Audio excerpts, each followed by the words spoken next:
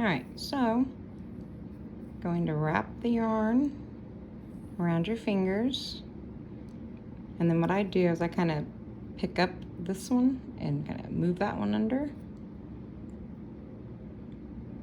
and then grab a hold of it, and then while I'm pulling it, I'm pulling the tail here, and then it just closes like so. And then when you slip it on to your hook, you pull your what we call working yarn. It's the yarn that's attached to the ball of yarn, and when you pull it, it slips into place like so. And then if you need to loosen it, you pull the tail, and it makes it bigger.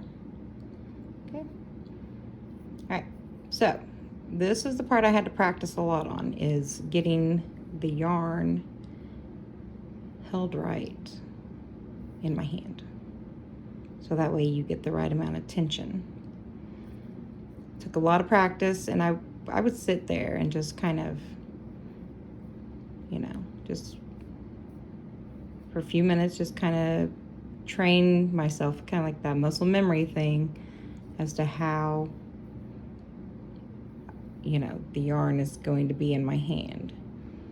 So you have it over the pinky and over your first pointer finger there, and these two, it goes under.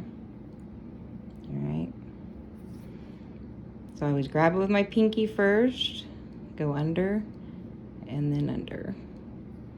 So that takes a little bit of practice, and then knowing how far to hold your hand away from your hook. I mean, things like that, everybody has their own way. So you find what works best for you. I watched umpteen videos on how to crochet until I kind of, you know, took little things from each video that I watched and was able just to put it together and kind of, you know, we each have our own little quirk, or, you know, whatever works for us.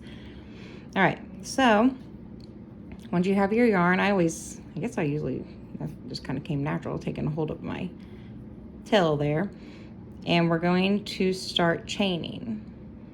All right, so what you're going to do is yarn over. So we come from behind our hook and around like so.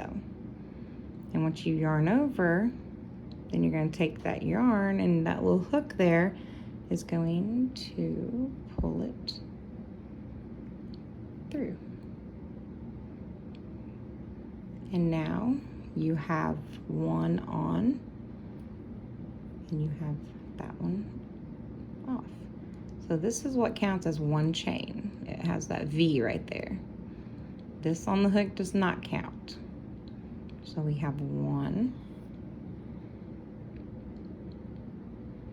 All right. Try that again. There we slip stitch. It's on. Your yarn. Grab hold of my tail. Go from behind. Wrap it around. And then you're going to simply pull it through. Ta-da! So then that's one chain right there. And then we're going to do it again. See, it already kind of naturally is behind there. We're going to yarn over. And we're going to pull it through again. And now we have two chains. Remember, this one does not count. Okay, yarn over, pull through, and now we have three. Yarn over, pull through, and now you have four.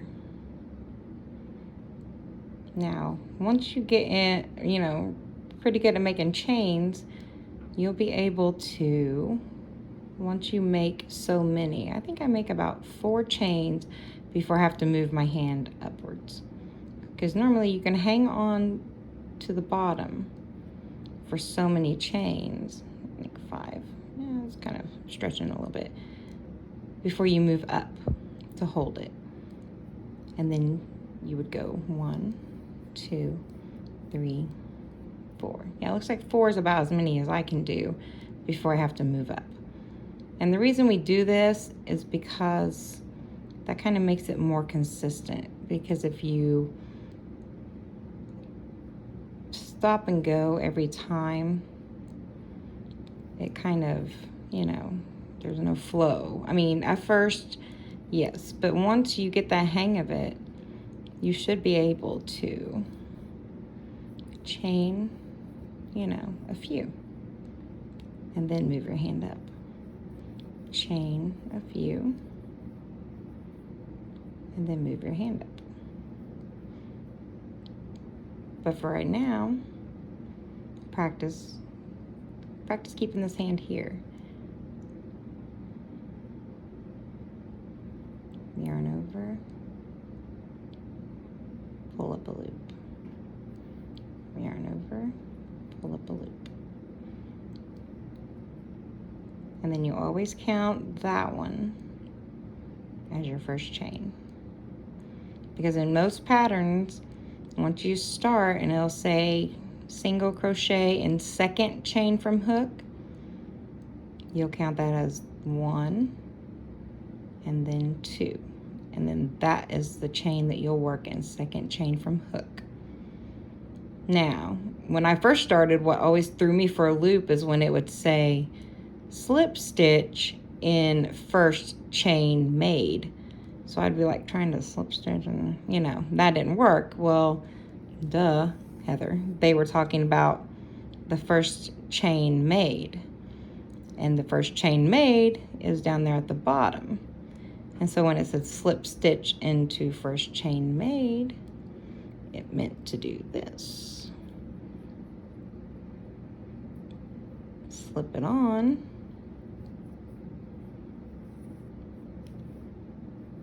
And then to do a slip stitch, you yarn over, and then you go through both the first and the one that you had on the hook, and it will combine them together. And that's how you would start working in a round to make something like one of these that you will just work around and around instead of back and forth. So, all right, so that is the slip stitch and chain. All right, good luck. You can do it.